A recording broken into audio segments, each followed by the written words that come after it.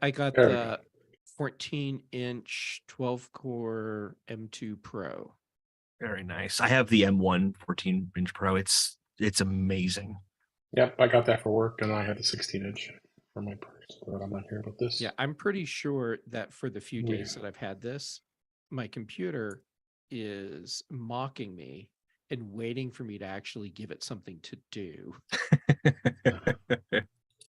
Yeah. I feel that way. I'm like, man, I can get away with a MacBook Air M1 if I wanted to, and I'd be very happy. Yeah. I don't need the power, but I wanted it. I'm thinking that I almost bought an M2 MacBook Air. I think I could have gotten away with that and been just fine. But I have the M2 Pro, and there you go. Also, there's the extra ports on it if you ever need those. The ProMotion, like there are definitely benefits that even if you're not using that processing power, it's still nice to have the MacBook Pro. I mean, I don't think I'll ever use the SD card slot. No, I doubt I would either. Yeah, actually, my Switch uses SD cards. Maybe they back up my Switch or something. But other than that, I can't think of any reason why I would. Yeah.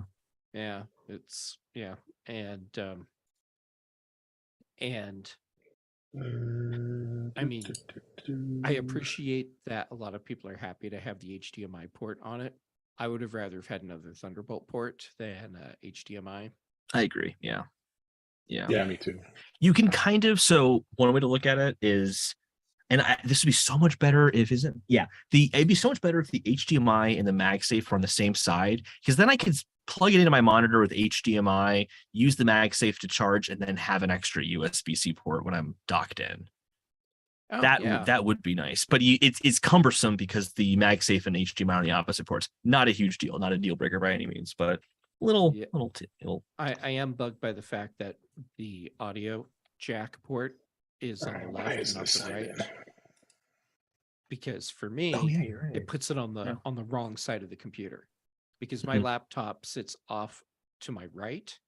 So when I plug in my headphones, it was great. Before, the headphone jack was there so that it was closest to the edge of my desk.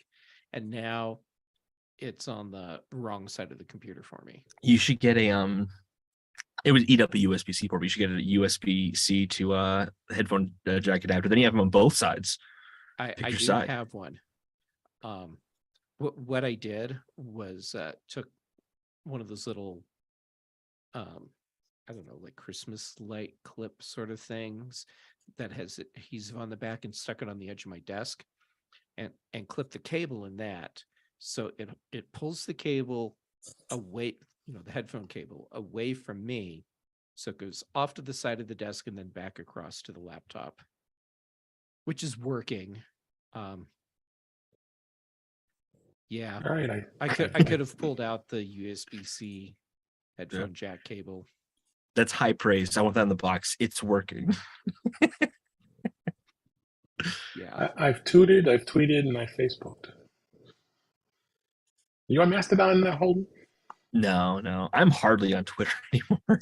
The last time I tweeted was retweeting that I was here. Welcome to the club. Yeah. A lot of people have left. I just don't I just try not to do social media at all anymore. I don't even really use Reddit that much anymore. You're better off. Yeah. I'm trying to get away from YouTube, but it's not really social media, but it is impossible to get away from. You talk about tech monopolies, but like YouTube is a legit monopoly, 100%, and it never gets talked about ever. Yeah. Oh, it was down this morning, and everybody was like, "Oh, really? Oh my god!" I think I saw Marcus Brownlee's like, "Come back, Twitter, YouTube." Okay, that's funny. YouTube could go down for hours, and right now no one would know because Twitter is so screwed up that people can't post and say YouTube is down. Exactly. Okay, I am ready. If you guys are. We're at episode 241. Glad everybody's here. Pick up my notes. And here we go. In 5, 4, 3, 2. Welcome to episode 241 of In Touch with iOS, the show that talks about iPhone, iPad, Apple Watch, Apple TV, and related technologies. I'm your host, Dave Ginsburg, and I am so glad Jeff Gammon is back on the show. I missed you, buddy. How you been? Glad to be here. I missed you too, and I felt so sad that I went, what, like 2 weeks in a row? 2 weeks of withdrawal here. I need my day fix. So I'm glad I'm yeah. Okay. But we also have a returning guest, Holden DePardo's back. How you doing, Holden? Glad you're here. Doing well. Thanks for having me again. I appreciate it, and I'm gonna pause here a second to check my mic. Thank you, Jeff. Mark that. I was trying to do that discreetly so that you did, and then I just and, instead of me being crazy here, it's transparency. Yes. It's something to be proud of. It's totally good. That's right. So what happened was Dave staged this so that it looks like he messed it up, so that we feel like he's human, just like the rest of us, and not on a level above. This is like the and that's smallest scale thing now, where he just has no audio input working. He's still trying to make us look like we're close to his level. This is quite the false flag operation Dave and you were running. And you still have no audio. Yeah, I can't hear you at all. But here's the thing. You don't actually need to fix it, because you can just talk and I will make up words for you. What could go wrong? I know. Jeff will be very charitable. I'm sure of it.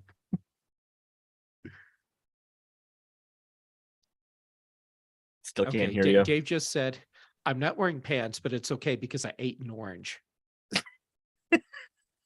I think that's what he said too. Yeah, that makes the most that's sense. What he said. Yeah. I was thinking you'd be uncharitable, but that was very charitable. No, I'm trying to be as accurate as possible. I think he just said summit of Luigi. Jeff needs to shut up. And yet I won't. And what he just said, I can't repeat, because then he'd have an edit point in the show. And we're also live streaming, and it can get us kicked off YouTube. I mean, that's right. Yeah. What he said started with what the. He was saying a lot of things about COVID vaccinations or something.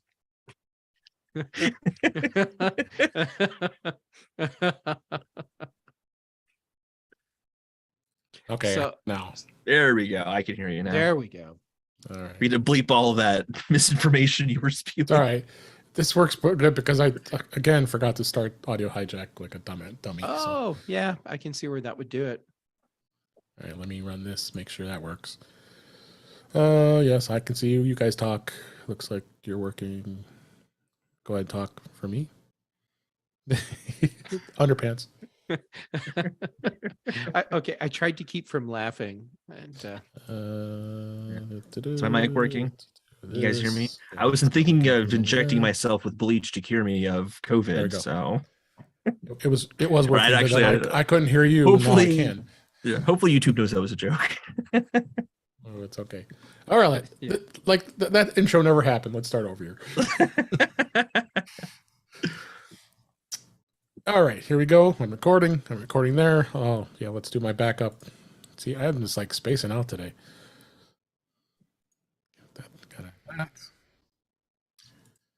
Now we're good. All right, here we go. Wow. What a concept. It was only 5-minute extras here. All right, in 5, 4, 3, 2. Welcome to episode 241 of In Touch with iOS, the show that talks about iPhone, iPad, Apple Watch, Apple TV, and related technologies. I'm your host, Dave Ginsburg, and Jeff Gammett, you're back. I missed you, buddy. I'm so glad you're here. How you doing? I'm doing well, and I really missed you too. It's been way too long, and that's all on me. So I'm sorry. It's okay. That's okay, but everybody's glad you're back. I'm also glad that Holden DePardo's back as a guest here. How you doing, Holden? Doing well. Thanks for having me back on.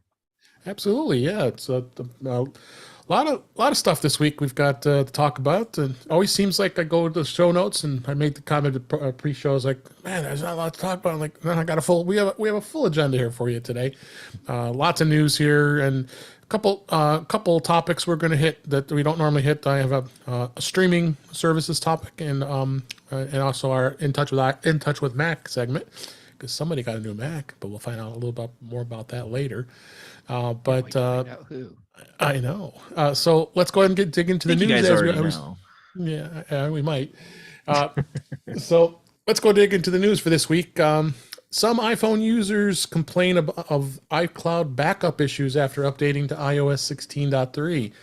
iOS 16.3 appeared to be impacting the iCloud backup feature for some people who upgraded to new software, and this was reported actually yesterday this week as we record this, and lots of complaints in the forums and Mac rumors, as well as the Apple support communities. Impacted users had seen automatic iCloud backups disabled, and attempting to turn on automatic backups attempted in the following message: an unknown error occurred. Don't you love that error message? Please try again later. And then back up this iPhone didn't work. You had to toggle it on and off. It's still deactivated. So lots of reports, and it says that the bug is going to be addressed in a future update. But for now, you can do manual backups to make sure your data is safe. All that makes me feel real reassuring here.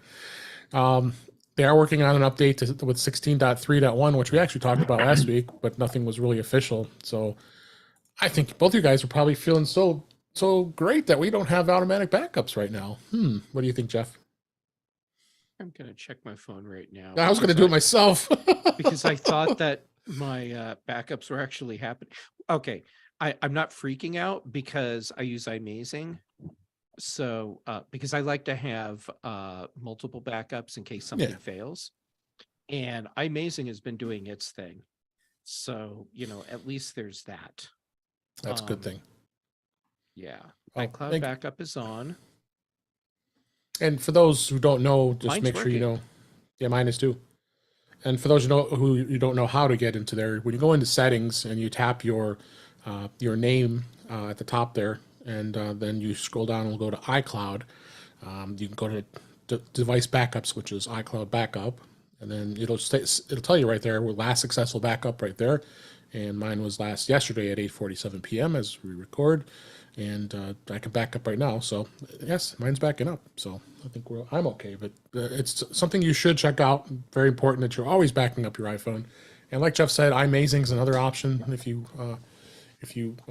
don't want to have a second backup. It isn't a bad idea. A lot of people don't do that, but I think I do it. I know Jeff does, and I don't know what you do, Holden. Yeah, I can't check mine because I'm using the camera for yeah. Oh, yours is but fine. I'm sure it's fine. It's fine. Yeah. Oh, I'm not worried at all because I don't use iCloud backups. It sounds like a weird thing to say, but like and this is not a safe practice by any means. Everything I have is syncing in iCloud. I've never had to think about it. I like to set up my phones as new when I get new phones. And I kind of do that every once in a while anyway. I'm like the opposite of a data hoarder. Like if I lost everything, I'd be like, oh, well, I guess I just have to like start from scratch, and it's gonna be really nice having a clean phone. Like I'm just like, I'm not gonna like care that much. Because most of the things that like I really care about are already syncing somewhere else. And I don't know. It's not a big deal to me. I don't know. Yeah. I do like having the iCloud backup because on more than one occasion, I've taken my iPhone into the Genius Bar to get something fixed, and they end up handing me a new phone. And then I can just put in my Apple ID, and all my stuff is just magically showing up, and the applications I had are just repopulating. But I get where you're coming from, where there's like a magical Zen thing of freeing yourself from worrying about the apps and all the data because it's all syncing anyhow, and knowing that if something horrible goes wrong, you get to have a fresh start. Look at it as a gift instead of a pain in the butt. Absolutely. Yeah, that's exactly how I look at it. Yeah, especially because speaking from experience of having helped people use computers, and I got very familiar with some people's file systems because I spent a lot of time learning how to organize files, and no one knows how to organize files. Nobody. I don't think anyone on this planet knows how to organize files. No. And it's just a nice opportunity to kind of start from scratch. I think myself included. I'm not standing on a pedestal being like, and I figured it out. Yeah. I have no idea. No one does.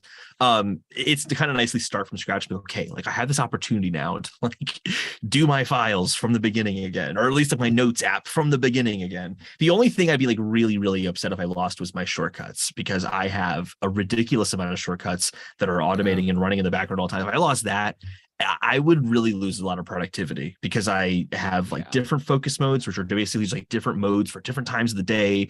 And if I lost that, that would be a nightmare. But that seems with iCloud, so I'm not super concerned about it.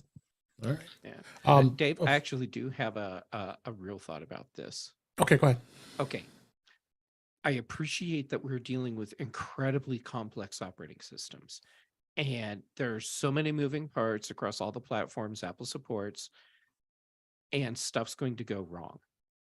However, there are certain parts of the systems that you should really make sure are not breaking at all. And backup is one of them. Yep. Okay, I'm done. I totally agree with that. I totally agree.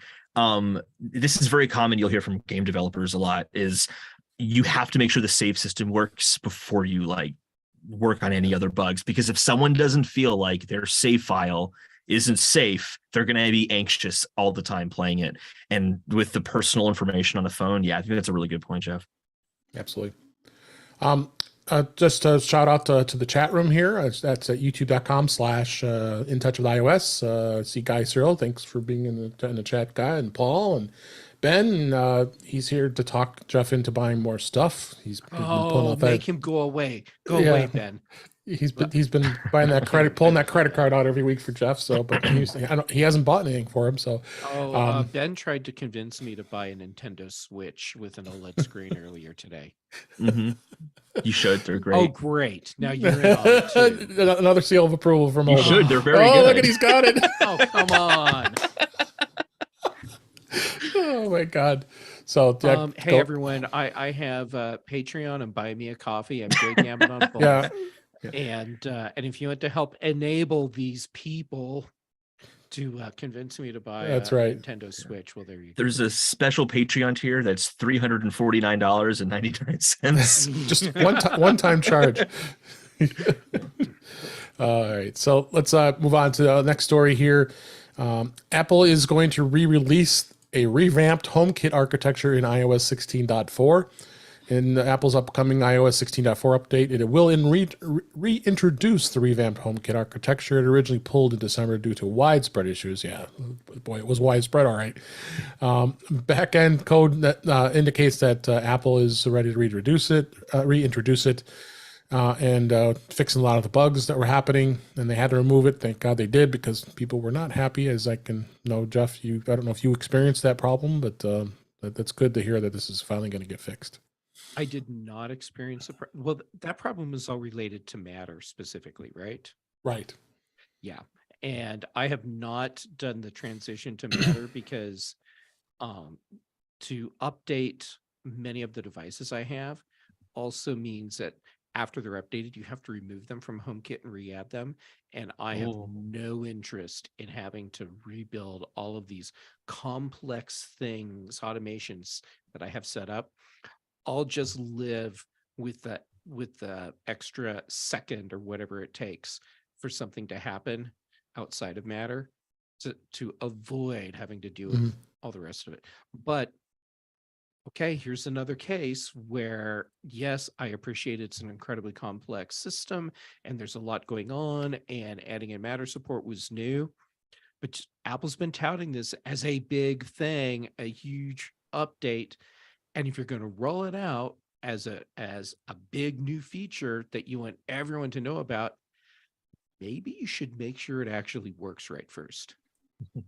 Especially because they had issues with this over the betas. Like they had to delay it many times. This has been an issue. That this new update has been an issue for HomeKit.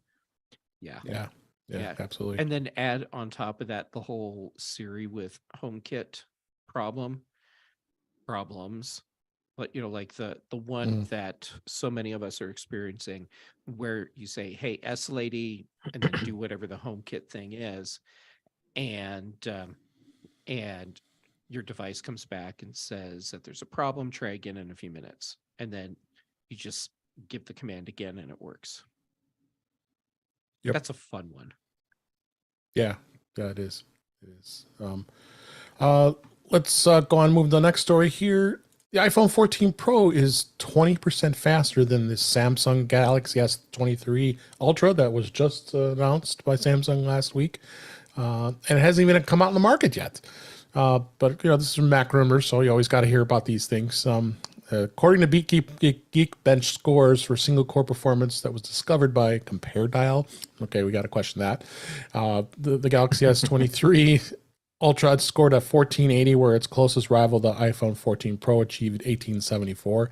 And they do have the bar graphs here to prove it.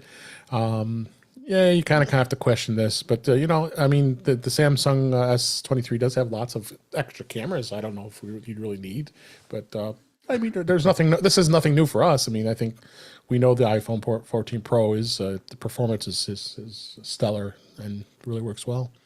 What do you think, Holden? Yeah, it's just one of those things. I think Apple's always going to be ahead of everyone else with processors. They can make the chips just for them. They don't have to get some stock item off. They're always going to be ahead in this regard. And I'm convinced that we're already having monopoly conversations about Apple with the App Store. We're going to have monopoly conversations about Apple with hardware within a decade, I'd say, especially if they go to displays and the Wi-Fi chips and all that kind of stuff they make in-house as well. Because they're so far ahead here. They're so far ahead. It's pretty amazing. I think funny enough too, the iPhone 13 is outpaces the S23 Plus. That's incredible. And not by a little bit either. It's midway between the 14 and the S23. Yeah, or 14 Pro. We were Pro. having this discussion 2 years ago. I would do the thing where I say, well, that's really impressive, but remember, these are just benchmark tests. I'll be impressed when I see the phone outperform all the competition in real world use. But now, hold on, like you said, Apple has gone so far ahead of competitors in this chip space, and with the ability to just build the whole system. That's an advantage that companies like Samsung just they can't overcome. So not Apple to the has a degree that clear Apple advantage here. can. Yeah, for sure. And whatchamacallit, a lot of people, I've heard this too, why do you need that headroom? It's so much more powerful. Why do you need that? And I think for most people, it's the longevity of your device increases. You'll get more software updates because there's a higher ceiling to hit before a software update starts to kind of crush your processor with this too much. So it's just all of this just is going to make the device better overall. And I actually really hope that Apple starts to do more stuff in house, because I really do think it makes a better device, even if it might bring the regulators to their door more so than they already have been. Yeah. Ben says in the chat, it's almost as good as my iPhone 12 Pro Max. Yeah. Wait, seriously? Yeah. Holy crap. Oh, ouch. But hey, with all those cameras, it looks like a spider's face. Yeah. That's crazy. But it's funny too. It's still a good phone. It's not even a bad phone. It's just Apple's that far ahead. Yeah, but oh well. But let's go ahead and move on to the next story here. A drunk driver busted after iPhone calls cops after crash. A drunk driver was apprehended by the police after his iPhone automatically called emergency dispatch. It was a 46-year-old man from New Zealand who crashed his car into a tree at 11 a.m. After detecting the crash, his iPhone 14 immediately called 111. That's their emergency line in New Zealand. The driver spoke to the dispatcher and tells them that the police, you should not worry about it. but he sounded intoxicated, so they set a patrol to the scene. After attempting to conduct a sobriety test, the man became unruly, pushing the police and refusing to cooperate. So the moral of the story is you've got crash detection on your iPhone, and you don't want to be caught. It's going to send reports, but there's been so many reports of misleading reports a bit where people skiing in the ski slopes, it's going off and crashing, and lots of other things. So I think in this case, I thought this was a pretty good reason to protect us from those drunk drivers. Don't you think, Holden? Yeah, especially at 11 a.m. Holy crap! Yeah, my God. That's, I mean, not that any time of the day is great to be, drunk driving, but like 11 a.m. That's he was going to get caught at some point. Like, he did not need an iPhone. Yeah, my God. Yeah, that's lovely. Thank God for Apple saving all of us from the drunk drivers. Yeah. I think Jeff has some thoughts. First, don't drink and drive. Yes. Just don't. Second, if you're drinking so much that you're drunk at 11 in the morning, it's okay to admit that you have a problem and go seek help. Yes. And then third, if your iPhone calls the police on you because you crashed your car and you're drunk, that's karma right there. Mm-hmm. Yeah, that is. So that just like that was a good moral of the story here. So let's go ahead and move on. Next story here. Apple Pay Later service. There's been talking about it for a while. It's getting ready for public release. It was the most, Apple Pay in itself is one of the most successful services for the company. And according to Bloomberg, Apple is now expanding this test of the service to its retail employees, including indicating that the release to the general public is impending. So Apple Pay Later allows customers to split up a purchase, if you don't know, using Apple's Pay It in 4 installments and paid over 6 weeks without any interest fees. And it's actually backed by a new Apple subsidiary called Apple Financing LLC, which means Apple is handling its own lending on its own. I didn't even know that. So this is interesting. This has been kind of dragging along for a while. There'd been discussion of the fact that with Goldman Sachs losing money on the Apple Card, that they're not losing money on the Apple Card, but they're saying that they have. Okay. Been, yeah, that's true. The news reports are saying they're losing money on the Apple. But they said they lost $2 billion or $2 million or whatever it was. What do you think, Jeff? I think that if you're going to write news stories about things like this, you should at least do enough research to know what you're writing about. That story, but this story is good because this story. Okay, great. This gives people another way to purchase their Apple products. And I can appreciate why some people are concerned that this is a predatory practice, because you're creating another way for people to get themselves into debt. That said,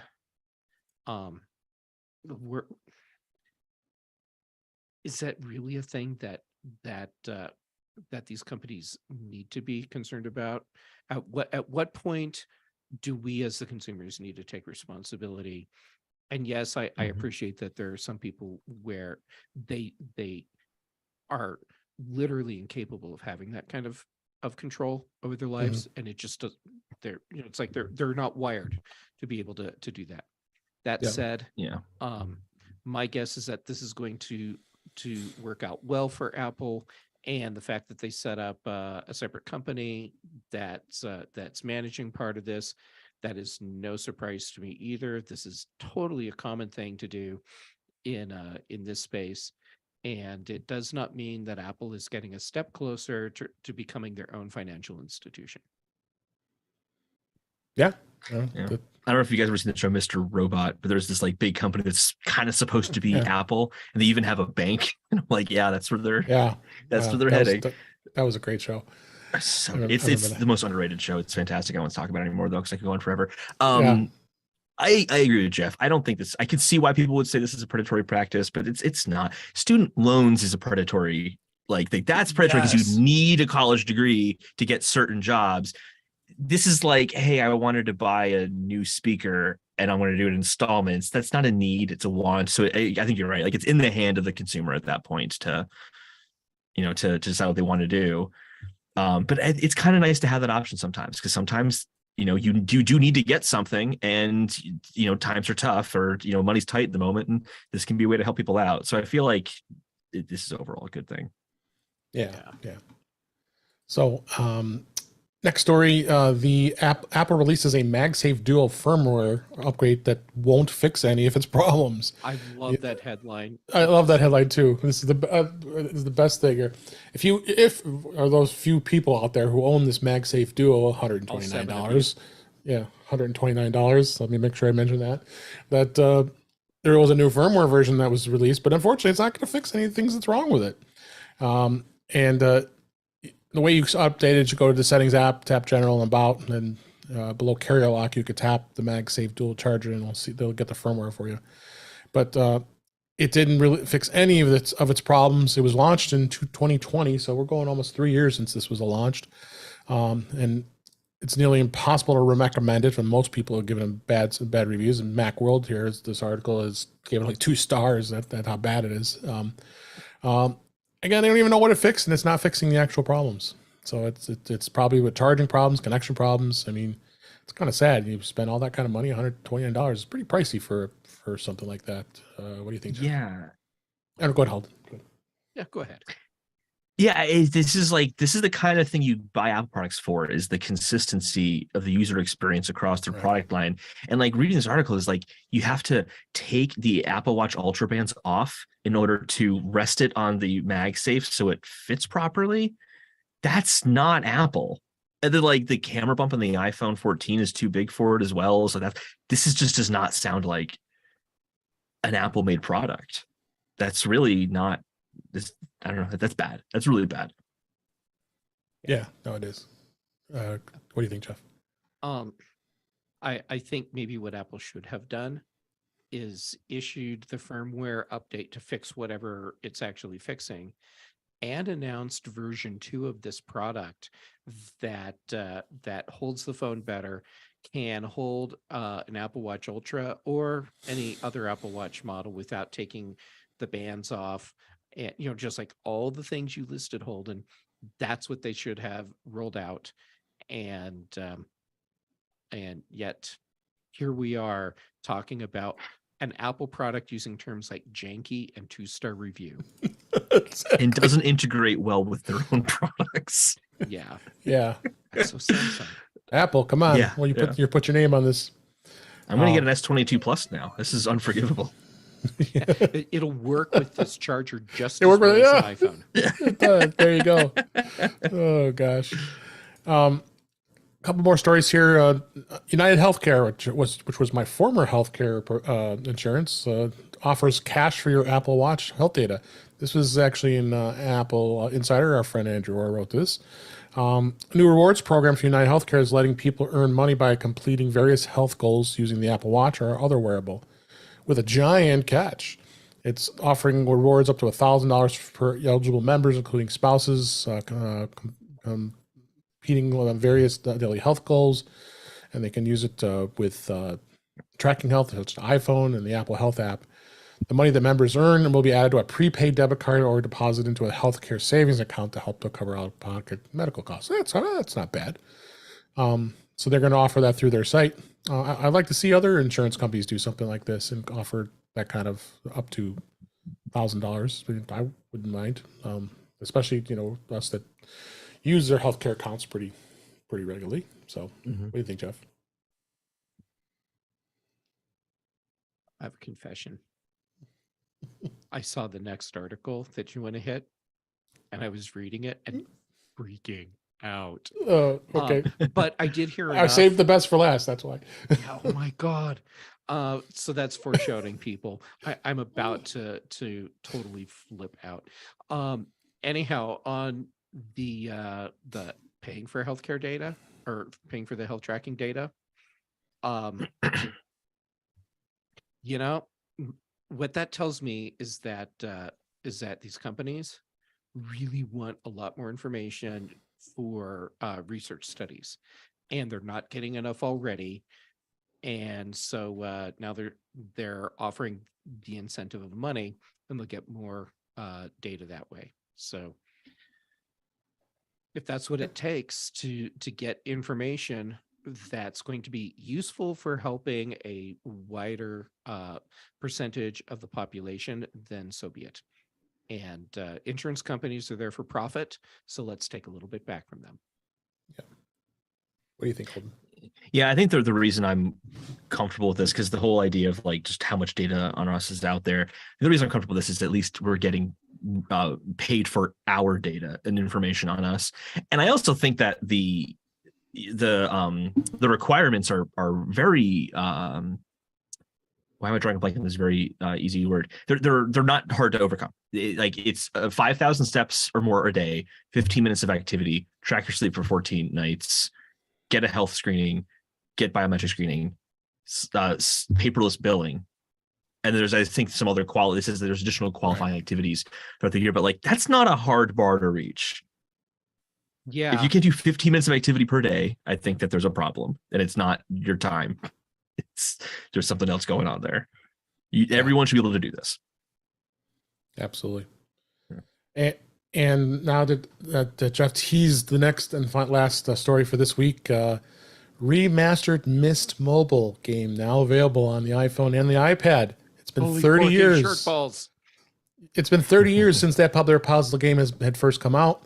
And to celebrate the anniversary, the developer announced today a launch of a new remastered Myst mobile game that's available for the iPhone and the iPad. There's a 2-minute video trailer on YouTube that's in the article on Mac Rumors, and yeah, this is pretty exciting, and looks like all of Myst Islands are accessible for no cost, but those who want to pay more to get unlocked features to the Myst Island add-on. Of course, that's how gaming works. One-time purchase $14.99, but there's a promotion that's going to drop down to $9.99, so it's ready to download right now.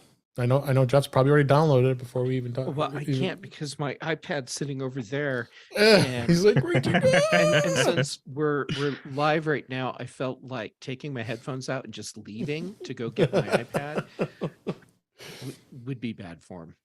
It's a fun game.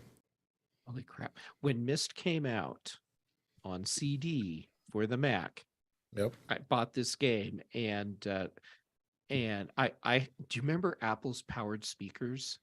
Yeah. From back in the day? Oh my God. I mean, they were actually really good speakers. The original ones, not the second version. They were really good speakers. So I had those set up. I popped this disc in, and the cyan logo comes up, and the music starts to play. The hair on my arm stands up, and I was captivated. And the game hadn't even started yet. And I was just hooked. And then Riven came out, and I got that. And I've just had this spot in my heart for the Myst series since it launched. So yeah, as soon as we're done and I can reach my iPad, I'm downloading the crap out of this and paying whatever it says I need to pay for whatever extra content. Playing all night long. Hold on. You're a gamer. You like this? Is this something you play? I actually have really wanted to play this game in particular. After a few years ago, I played a game called Outer Wilds, and I've never played Myst, but apparently Outer Wilds is like a spiritual like successor, but not made by the same team. It's kind of like Myst in space. You're flying between planets, and it's like larger scale. Outer Wilds is one of the greatest gaming experiences I've ever played, and I've wanted to go back and play Myst, so I will do this, but I'm going to wait for it to come to Switch because I bet any money it'd come to Switch at some point. So yeah, I just checked the eShop to see if it was there, and it's not, but it's got to come at some point. Oh, yeah. So I'll play it on there. We did this, but we got some comments in the chat. Kelly, how you doing, Kelly? Kelly Gaman, our friend, is Kelly in just there. Sent me a message. She sent me that I'm in the chat. Oh my God, Myst was go get your iPad now. I want a remastered Marathon, Ben said, and shut up and take my money. I think they did that. Oh no, it's Another World. Never mind. It's Another World they remastered Marathon, recently. They open sourced it, and so yeah, I don't know if it's updated to be Apple Silicon native or not, but you can get the whole Marathon. Oh yeah, series. I wonder you're going to be able to download this onto a Mac, a Silicon Mac. We got to try that because it is. I bet they're blocking it. Marathon was made by Bungie, who made like Halo and that, right? Yes. I'm pretty sure it's the same company. They're owned by Sony now, and Sony is not friendly to that kind of thing. So I don't know. I'm Well, I a heard little that pessimistic on Sony that was one. letting them run as if they're an independent company. So maybe. Yeah. Sony's By done the some way, I crappy still have things. And a what's that other grudge words? against Microsoft over Halo because Yeah.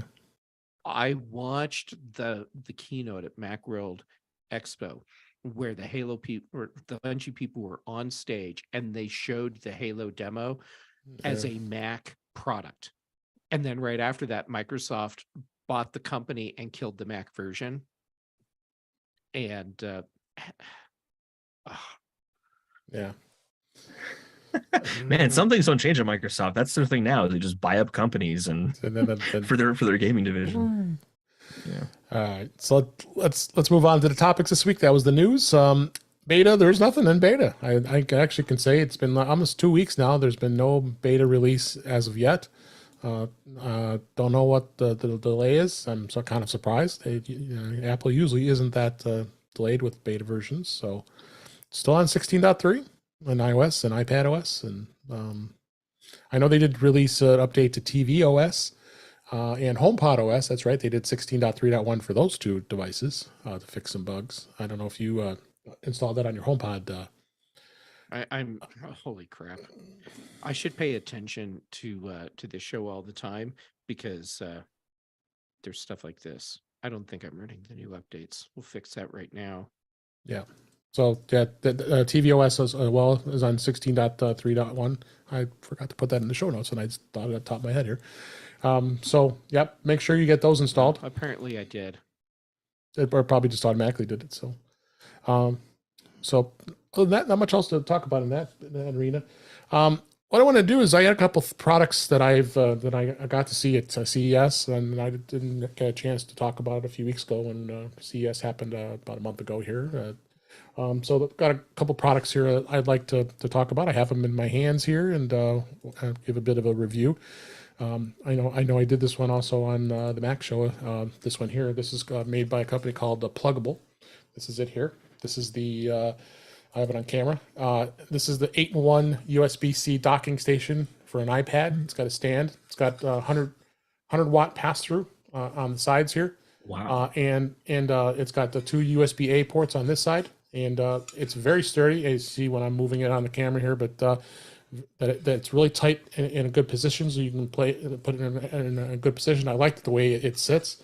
It also will work with the iPhone. I mean, I've been using my iPhone here on it, and it's been sitting on it pretty nicely. So it's really nice. It's got pass-through charging, so you can plug it in and do a full charge of the iPad or the iPhone if you want it. So it's not a bad little device, and it's only $69, which I think is a really good deal. In fact, when I bought it last week, I actually ended up buying this. It was $49 because they had a $20 off coupon on Amazon. So check this one out. I think this is a really cool little device. We have Amazon links in the show notes here. You can purchase right from there. And I thought that was a really cool first device. I know I thought it might have spent Jeff's money early when we talked about it on the Mac show, but maybe not. So I actually was hovering my finger over my trackball button for buy now, and then ultimately walked myself back from that one. I have so many stands already. I know, I do too, but I thought this one was nice. A couple hubs that I visited with Pluggable. They're a great company. They got some other great docks too. Kensington's a great another product that makes great stuff here. This is the Kensington iPad and Mac USB-C dual C 4K HDMI docking station with Qi charging. So you see this on here on camera. It's got a flat surface here, so you can just take your iPhone and it Qi charges while you have it. And there is a switch that switches between power of the Qi charging as well as this is a full pass-through. They put the cable in here for storage. When you pull this cable out, this will plug right into your Mac or your iPad.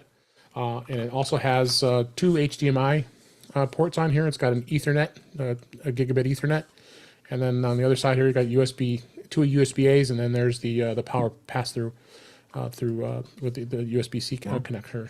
It's $127. Got a link for Amazon in there as well. Not a bad little device for what it does, and something for someone who travels and want to have a nice simple way to be able to sit right at your desk and be able to charge your iPhone. But she charges. It's pretty cool. And it fits the iPhone 14 Pro, it looks like. Yeah. Oh yeah. Yeah, as far as charging. Maybe Apple should study that product. Yeah. Do some reverse engineering. Yeah, you would think. I think it's the schematics for an iPhone 14 Pro and like figure out the dimensions of it too. That would be helpful for Apple as well. They could probably find someone that could get those. Maybe. And then finally, I have a third product here. This is also by Kensington. This is a USB 4 hub for MacBooks, and you could use it with the iPad too, as it's got the USB-C connector on it. This is a small little guy here, so it's, as I have on camera, it's not a bad looking unit here. And this has the power pass through, and it's got two HDMI ports here, so you can do two plugs in, Ethernet, gigabit, and then you got two USB-A ports. This one's around the same price as the Qi charging one. So, but I think for portability, this one is I think a little nicer, because that one is a little bulkier, but not a bad little unit. And again, Kensington makes great products. They really do. I've got also some docking stations that I've had from them and others. So I thought these are great products that they make, and check them out. All three items I just discussed are link is in the show notes for Amazon to take a look at them. And yeah, I think that unless you guys have any other thoughts on those products, we'll go ahead and move on. So I wanted to talk. I had a couple different topics here I wanted to bring up. One of them is streaming services. There's been a lot of activity in the streaming services arena for these last couple weeks, couple months for that matter, and a number of interesting announcements happened this past week.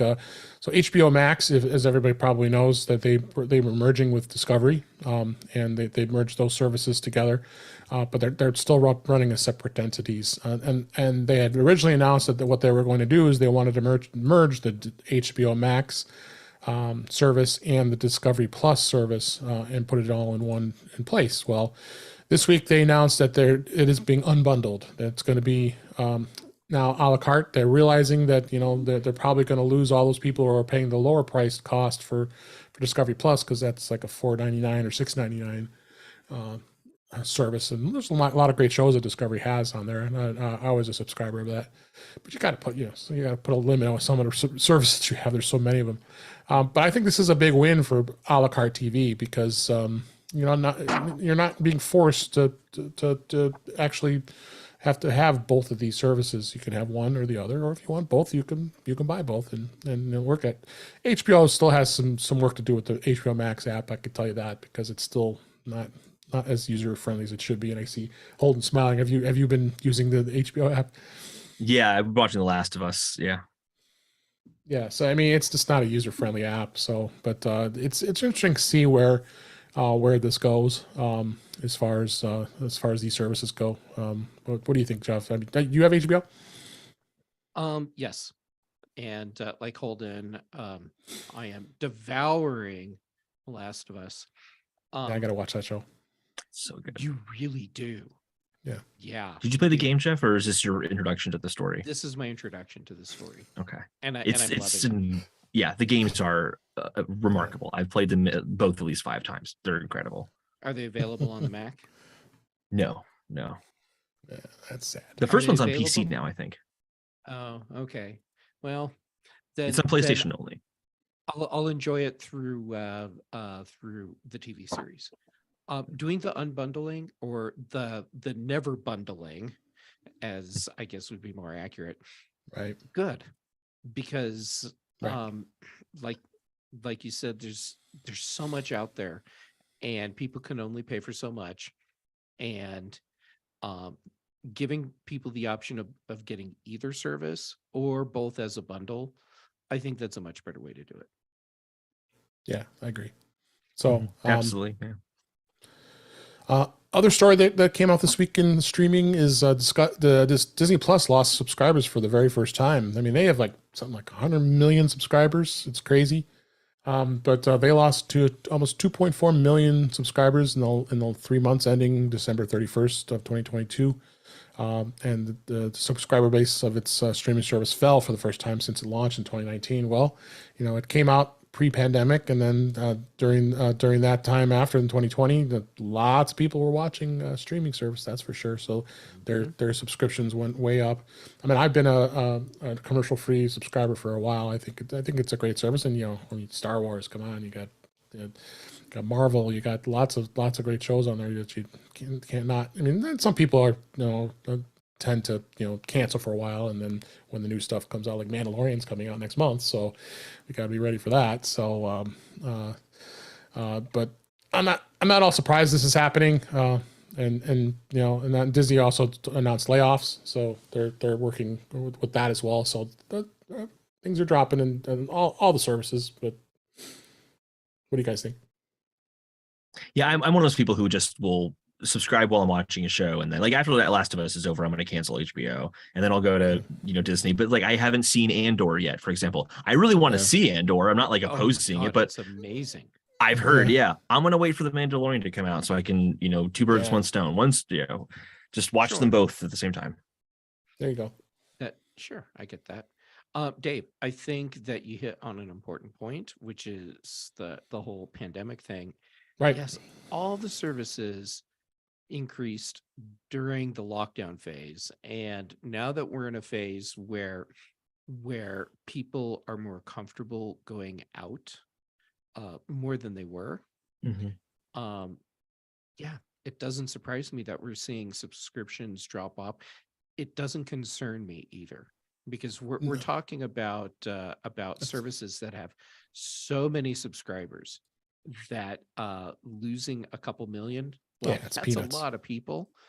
That's not a showstopper. That's peanuts.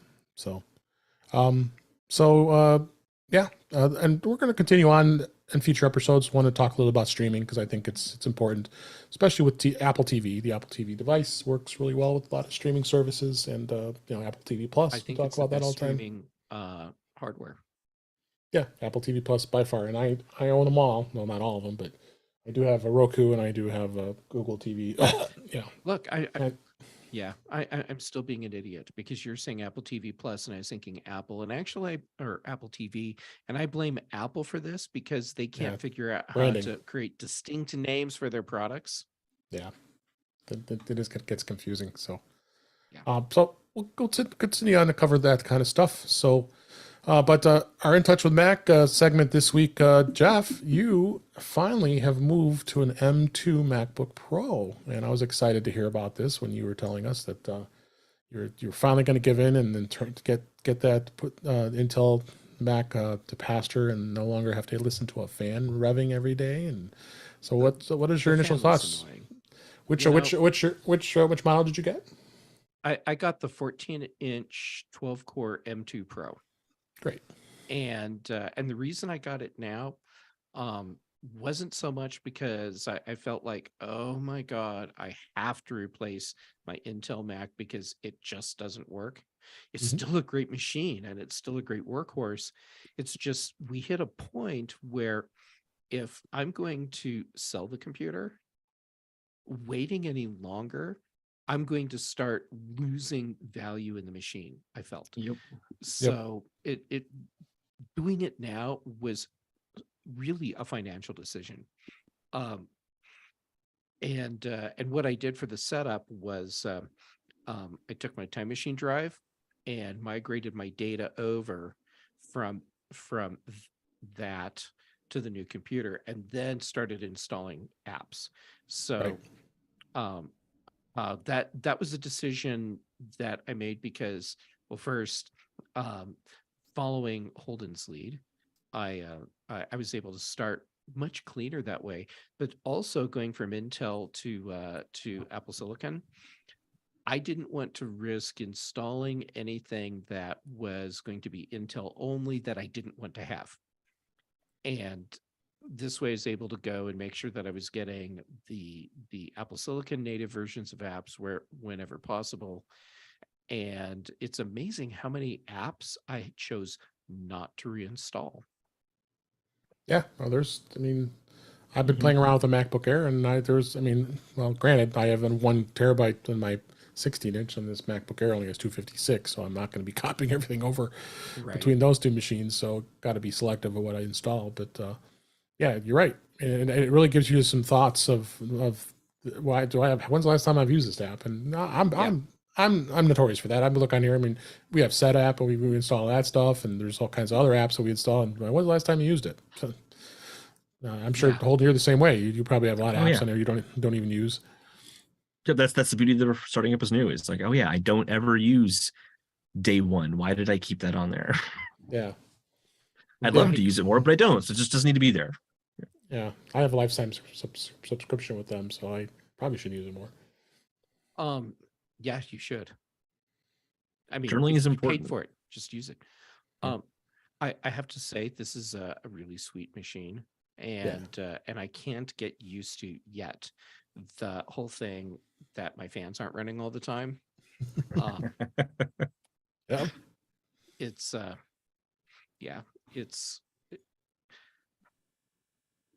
okay. Here's the thing that's weird to me. I feel like the keyboard is clunky, and not because it feels weird. I mean, it's it's a laptop keyboard, and it feels fine. It's the fact that it doesn't have a touch bar. Seeing a row of buttons across the top that I don't use, but I would use the customized controls in the touch bar. I don't have that anymore, and it's just really weird. Yeah, you get used to it, but I know exactly what you mean. I am a huge lover of the touch bar. I thought it was fantastic. I loved it. Yeah, I'm very upset it's gone. Touch bar. Like being in the Notes app and just being able to like say, oh, this is now a checklist, and then just tap the checklist on the touch bar. The function keys will never replace that. I agree. And I get that for many people, the touch bar was not the right tool for them. And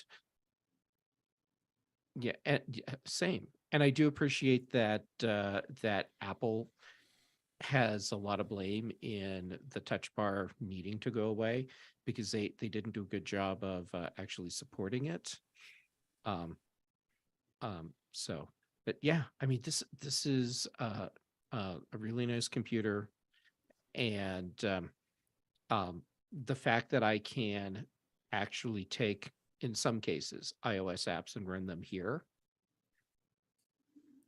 I'd like to have that option. I have no idea if I'm actually going to do that with any. Well, no, I am. I'm going to install Ice Cubes for iOS on my Mac. Mastodon client. Mm-hmm. Because that's a solid Mastodon app. Are you going to try Luma Fusion? No. Yeah. Even though I know it'll run on here, it's the wrong interface for me. That's not how I use LumaFusion. So I am quite content with that running just on my iPad. There you go. So yeah, good report. Glad that you finally joined our world of the M series silicon processors. It's been a dream. It's been wonderful not hearing fans anymore. I mean, I still have an Intel fan machine here that I use for playing around with stuff, and like that thing revved up the other day. I'm like, oh my god, that thing is ridiculous. I never realized we dealt with it for all those years. You'll run into a new issue with battery, which is you will run out of charge when you forget to charge it because you never have to charge it. Yeah. That happens to me a few times. I thought I was going to encounter that a little while before the show. I realized I hadn't had the MagSafe cable plugged in for 2 days. And I thought, holy crap, I need to charge this machine because I don't want it to die on me in the middle of the podcast. Right. And then I realized that there's a little lightning bolt on the battery icon in my menu bar. Yeah, it's been charging through my CalDigit Thunderbolt dock the whole time, and it didn't even occur to me. And all I can say is that I really hope I can get by in life on my looks, but I have a feeling I'm kind of screwed. That's not true, Jeff. That is funny though. Yeah, I was I was feeling pretty lame and thinking I should not ever tell anyone about this, so I immediately put it on Mastodon. It's like the moments where you're on the phone with someone and you're like, wait, I just need to write that down on my phone. Where is it? And then you're like wandering the house trying to find your phone and it's right up to your face. It's like one of those kind of moments. Everyone does it. Everyone does it. Yeah. Where are your glasses? Well, they're on your head. Yep. Oh, That's right. That's why I can see right now. Yes. That's But right. hold on, I have to put my glasses on so I can go look for my glasses. I've never done that. And I'm going to stick to that story. Well, I'm glad you got it, and I wanted to make sure everybody was aware of it, and it was a good discussion to know that you've joined the M series world. I am glad to have this machine. Yeah. So I've got a few tips I want to go through. I mean, I know everybody enjoys hearing about some tips that we find here, and one of them I wanted to talk about was the iPhone dark mode that you can actually toggle. Now you can do that in the control center. You have a button there. You can toggle the dark mode on and off from there, but you kind of want to have that automated, and a lot of times it's it's not as good to do it manually. So, but if you go into the settings and then you go under display and brightness, you'll see the appearance where it's light and dark, and you can set it to automatic. And there is options where you actually can have it light until sunset, so it looks at the time. And it does give you that option as well. But you also can go in there and go into the appearance schedule. So if you go into under automatic, you can go under options, and then you can switch it to either a custom schedule, or you can do it from sunset to sunrise. So it could be in dark mode in sunset, and sunrise will be in light mode, or vice versa. You go into the custom schedule, you can actually set specific times. What time do you want it light? What time do you want it dark? And I kind of like that. That gives you an option of being able to change dark mode in the way you want. I keep dark mode on all the time. I like it. I don't know what you guys think, but I prefer dark mode all the time. But there are some people who like to switch it out, depending, everybody's eyes are different than what they look at. Have you guys used that at all? Do you use dark mode? So I go between. I incorporate them with my focus modes. There's a focus filter, and you can say when I'm in this focus mode, make it light, make it dark. And I use that so when I'm at work, I know I'm in work mode. It's light mode. If I'm in like Twitter, it's like it's light mode Twitter. I can't be here right now. It's kind of like a visual reminder. But then when I'm out of work, I like to keep it in dark mode. I would prefer to keep it in dark mode all the time, but I find it's kind of nice to have that little visual reminder because it's very easy to get distracted. Yeah, absolutely. How about you, Jeff? The only device I have that I like to use in dark mode is my iPhone, and I set it there and just leave it. But here's the thing. So several months ago, I was doing, I was with family, and I don't even remember the exact circumstances, but maybe it was my niece doing something on my iPhone, and she didn't like dark mode. She turned it off, and I never turned it back on. And I didn't even realize for days that she had turned off dark mode, and I use my iPhone all the time. And that's when I realized there's enough stuff that doesn't go into dark mode that I wasn't noticing. And if I went that long without dark mode on and not realizing it, maybe I just don't need to turn it back on. Yeah. And so I like to say I use dark mode on my iPhone all the time, but I have literally no devices in dark mode. On that note of like some apps or like websites don't use dark mode, you can't do this for apps, but for websites, there's an app called Noir. It's a Safari extension. It will just turn a web page into dark mode for you. It's very nice. So if you're not as particular as Jeff, or if you are less particular than Jeff on the dark mode thing, then you're more particular than Jeff. I get that all mixed up. If you're more particular than Jeff on the whole dark mode thing, if you don't have a neuroses like me, There's a screen. No, I think you would need to have neuroses to want to like to want to use more and make sure it's always like that. Then the next tip I wanted to give is in Spotlight search. A lot of times you go into Spotlight search and you actually search for an app on your iPhone and to find it. But the problem is, before iOS 16, you when you would search it, you could launch it, but you'd never know where the heck it is afterwards, and then you have to go search for it again. So now what you can do is when you go into Spotlight and you actually search for an app, you see it come up, you can tap and hold it, and then you can drag it down into your home on your home screen, put it in your position, and being able to have it right where you want it. You weren't able to do that before, or a lot of people would do is they would go over into the app library on the far right when they're scrolling over. The app library is nice too, where it's all kind of organized. But this way, if this is an app you think you're going to use a lot more often, this gives you a much easier way of being able to drag that actual app onto a home on home screen pages and put it right in place. That's a great tip. I had no idea about that, and you're right. Like dragging all the way from the right in the app library can be a little annoying sometimes. Because it always creates that extra empty screen. It was always annoying, and it was always annoying that you would search for that, and then like, oh god, and I go find it again, and then it's always buried somewhere. So yeah, I think that's a good tip for everybody to know that move your apps when you want to into a place you want.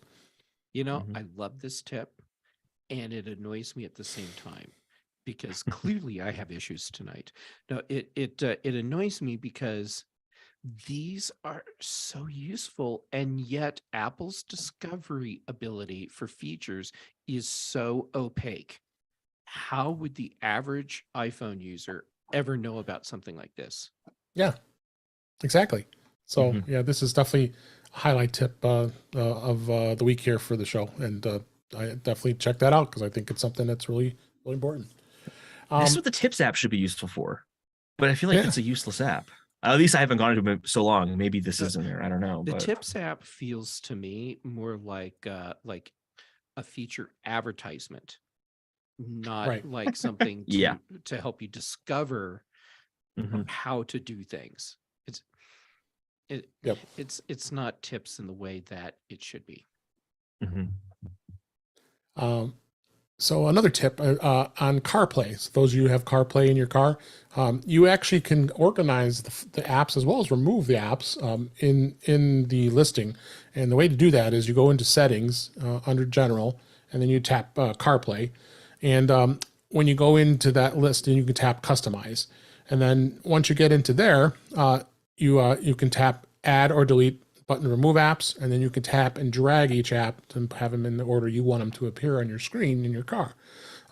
Very simple. When your iPhone next connects to your car, it'll sync it, and then it'll have all the apps in the position that you want. And a lot of times there's apps that, you want to try every app on a CarPlay because there are a lot of apps that aren't available on CarPlay, like, specifically like YouTube. They don't going to put that on there because, of course you're not going to be watching YouTube videos.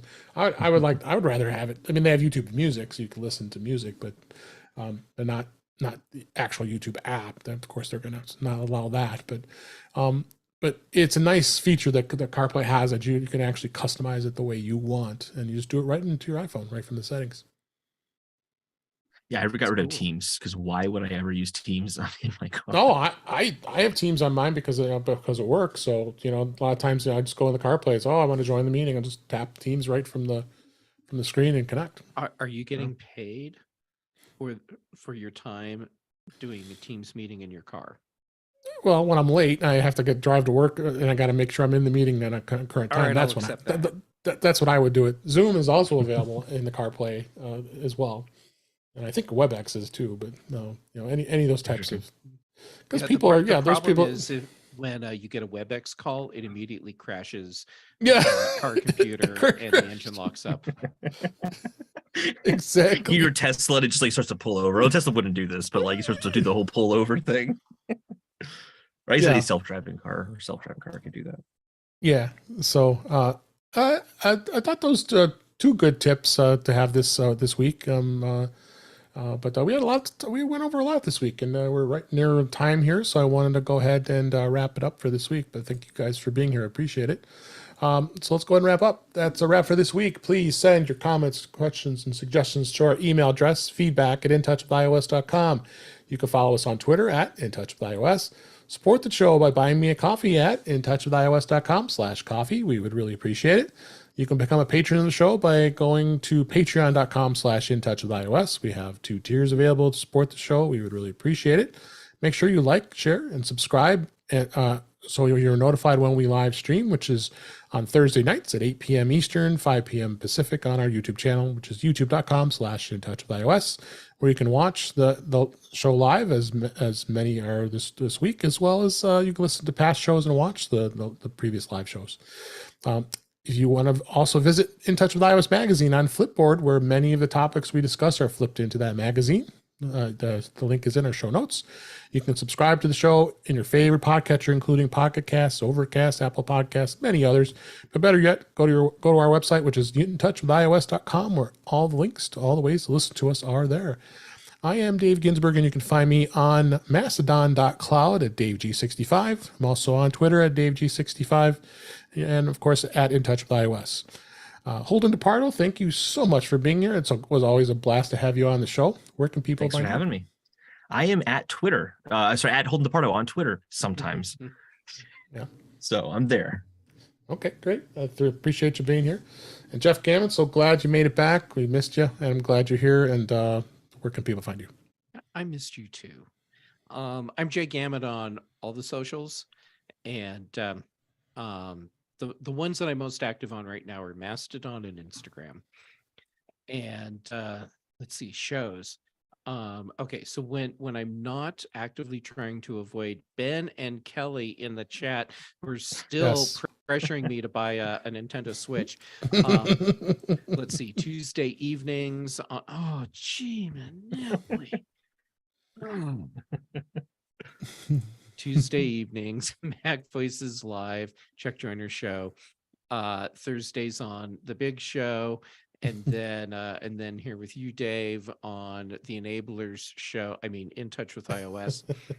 And then Fridays on the Mac Show, and then also on the Context Machine with Brian Chaffin. And yeah, and apparently, oh yeah, you want me to buy a Switch? Patreon, buy me a coffee. I'm Jay Gammon on both. There you go. That new tier, $349.99. That's right. And be sure to listen to the Context Machine, because that was a good episode this last week with you talking about your Mac and Brian razzing you the whole way. It's actually do go listen to it, because it's awesome, because it starts off with me saying, and it's amazing how smooth the whole transition was, and then it's like a needle dragging across the record, and Brian's going on about, this does not match with the text message chain we had going on while you're doing this. And I learned a lot about human nature that day, because he was right. It was good. It was good. Go check that out. Thanks again for both you being here. Thank you for listening. Thank you to the chat room, youtube.com/intouchwithios. I'm so glad everybody was there. Kelly and Guy and Ben and Paul and many others. Thanks for joining us this week. And for those that were listening after the fact, we're glad you were here, and we'll be back next time. Talk again soon. All right. Ben, Kelly, you're killing me. Yeah, what's up with you guys there? Well, this started earlier today, because on the Big Show, one of the topics was Nintendo rolling out the old Game Boy games for the Switch. All right. Yeah. And then Ben's like, well, here's the Switch. And I'm looking at that and I'm thinking, well, wait a second. All those old Game Boy games, this would be kind of cool. And do I really need one? And then it's been relentless the whole rest of the day. And now Kelly's in on it too. And there's also Super Nintendo as well. Game Boy Advance. They got a lot of good stuff on there for the classics. So you're mentioning Outer Wilds. Is that on It is, yeah. If you like, I haven't played Myst, so I don't know if this is. I've heard the comparison, so I don't know for myself though. If you like Myst, I imagine you would like Outer Wilds. It's very unique. All right, hold on. It's a really fascinating game. I'm always a big Myst fan, and I haven't finished Abduction on the Mac, but I'm like deep into that. And then, somewhere along the way, I had to do a reinstall of everything and didn't get that back. Anyhow, I need to get back into it. So I'm guessing that Outer Wilds is sort of like in that same vein, where if you like Myst and you like Abduction, you'd probably like Outer Wilds. I haven't heard of Abduction before, but like the kind of quick pitch for Outer Wilds, and it's best not to say. It's best to discover the game for yourself. So I don't want to say like too much, but you're basically exploring this little galaxy that runs in a 22-minute loop, and you have to like time things to go to certain places at certain times to see things happen in certain ways and progress. I'm trying to be as vague as possible. And it's really engaging. Like you'll kind of come to a planet and be like, what is happening on this planet? I can't even figure it out. And then you'll kind of explore more, start to kind of put more together. And then you can find this new area on the planet you didn't know was there before, because it's this little like exploring puzzle, and it all accumulates to something very cool. But once you only play it once though, because once you know what's going on, you can beat the game in 22 minutes. Okay. I have a request, Holden. Can you show off how the controllers detach and become their own thing? Damn it. Yes, you can just like, there's a little button right here and you just push it and then it just slides off. And then there's this other one on the other side, is the same mechanic. You just push it and then it slides off. It's great. There's a little kickstand. You know who asked me to say that, right? Yeah, I do. I you know can get different colors of the Joy-Cons. Let's go through all of them right now. You probably have them all. I actually don't. I just have my Zelda ones, and then that's kind of all I use. So earlier today, I was looking at Amazon, and I was thinking, well, if I'm going to get one, I could get the OLED with the white controllers, and then like have like the really nice one. And considering no kidding, I'm still rocking an OG Wii, and that's what I enjoy playing. I have one of those. I haven't hooked it up in a while. Mine's hooked up to my television right now. Yeah, I am not kidding. And I got an Xbox 360 sitting in a bin too. I don't have an Xbox. My guess is that I did not take Lego Star Wars out of the CD tray on the Wii last time I played, so I'm pretty sure that disc is in there ready to go right now. Yeah. So that's the level of console gaming I'm at, and now everyone's like, it's time to go to the Switch and you're gonna love it. And it is. So I figure if I get one, I just need to go ahead and get the really nice one, because I recommend it. It's all I'm going to have for 20 years. Yeah, it's worth it. I think the OLED is worth the extra like $50 for sure. It's fantastic. I love it. Yeah. I legitimately think it's the best gaming console ever made. I mean, not like horsepower and all that. Like, it's not the most powerful, because you can take it with you everywhere. It's so great. Yeah. For that exact reason. I'm not enough of a gamer there with any that didn't interest me, but well, if I have the right games, I recommend Animal Crossing. Actually, what I would probably get right away, because I love playing it on my Wii, is the whole thing where you have all of the sports and the bowling and all of that. Oh yeah. I got that. Mario Sports. Kart. They released that on us. I got the steering wheel. Yeah, Mario Kart is fantastic. It's also the best version of Mario Kart. It's got so much in it now. It's great. I was going to sell all that old stuff. So it's been sitting in there for years. I am quite literally being hammered from all sides through all Text. media delivery systems. Kelly's hitting you. If I can give you one reason not to, it's very possible that like maybe not this year, but like I think next year we're going to see the next Nintendo console. And if you're going to buy something to have for the next 20 years, you might as well wait and see if that's going to be backwards compatible with all the other Switch stuff, which I think it will be. Crossing my fingers, and then that might be the better investment. All right. And right now, Sorry, Ben and Kelly, I ruined it for you guys. yeah, they're probably great. Okay. I'm just seeing that credit card coming out of Ben's wallet every time. Yeah. Yeah. Ben is such a tease because he gently caresses his credit card, you know, and then doesn't follow through, and I end up having to spend my own money instead of his. Well, he's digging out of snow, so Yeah. Okay. So I hadn't hopped into the YouTube chat I saw you until I jump was in getting there. messages from Kelly telling me Yeah. you need to hop into the YouTube chat. And so I did. And now Kelly is in there saying Wii Sports is fun. And yes, it is. But here's the thing. I already have Wii Sports on my Wii. And she But said it's Zelda, better on GoldenEye, and Animal Crossing is all you need. Animal Crossing really is fantastic. That game is it is like making your own happy place. All right. Well, that's cool.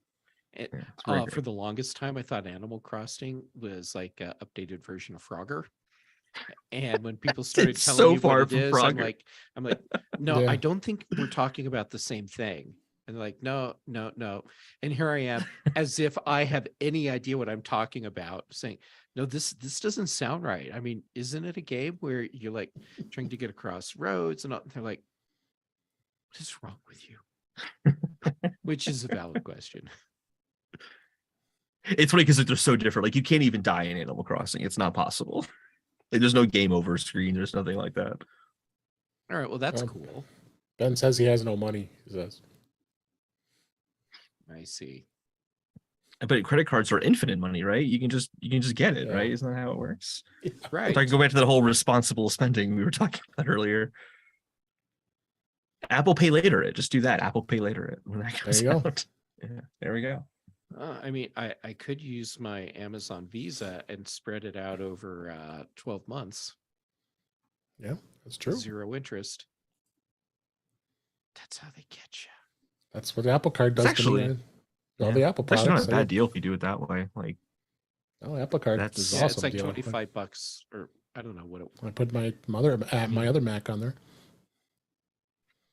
So I put my my Mac on my Apple Card, and then 2 days ago, I was so stressed about having the balance on there, even though I know I can pay it off over 12 months. You paid it. I paid off my Apple Card because I'm like, You went into the cannot into the payments, said pay early. I just spun that dial all the way around until it wouldn't go any farther and hit pay now. And I tell you, the sense of relief I had was palpable, which is crazy. I mean, there was no 0% rational reason interest. for me to do that because I had 12 months, 0% I interest. know. I did it. I know. It And- drove me nuts yeah. when I would look in there. I have Apple Watch. When the Apple Watch, they gave you 2 years, and I was like, God, that thing's still being paid off. This is like Series 7. I'm still paying it off. Pay the damn thing. Yeah. I just got an iPad Pro with it. It's a great way to do it. It's very easy. I know it's easy, and Which one'd you get? I do find it incredibly funny that I bought the computer. I'm like 12 months, it'll be paid off, no problem. And then within days, I'm like, I am having too much stress. I just need to spin that dial and make that stress go away. I need the cost to relieve my stress was $2,000 something, Right. and I was like, okay, it's done. And you still got to So sell. you were your going to info. spend that money anyway. It's not like you lost $2,000. Oh, I And didn't then, lose and then you'll sell your Intel Mac, Yeah. and you'll get a few extra bucks for that. Yeah. Yeah, definitely. Yeah. Yeah. All Which right. iPad did you I get? got the What are people? I got the saying? 11-inch iPad Pro 256 with the Magic Keyboard and Apple Pencil. M2. M2, yeah. I mean, Nice. I don't really know the differences really between the M2 and the M1 in terms of processing speed. I don't know the There difference, isn't. but I have the M1. It's fine. I'm happy Yeah. with it. yeah, it's fantastic though. This is my first iPad with the Face ID and the no home button, and I actually think it does add a lot to the iPad experience to not have the home button there and it just be beautifully framed. Nice full screen. Yep. Yeah.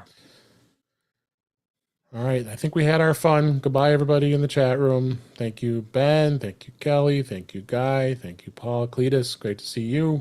Really appreciate it. Thanks for listening and being out and supporting the show. And we're going to go say goodbye. Bye, chat. Bye, live stream. Bye, everyone. I'll let everyone know if I succumb and buy my Switch. Okay. Oh, that's a Bye. bad sign. I referred to it as my